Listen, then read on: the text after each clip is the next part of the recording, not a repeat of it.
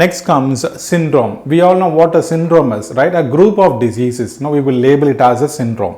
See, diabetes, we label that as a syndrome, diabetic syndrome, because that has components like 3 components: polydipsia, polyphagia, polyuria. All these 3 we say as diabetes mellitus. So diabetes is a syndrome. For syndromes, you can very well go on to the ICD-10 index, see if there is syndrome classified as diabetes, you can very well report it. If it is not reported, you can very well go to the individual components. Now a patient has polyuria, so report polyuria.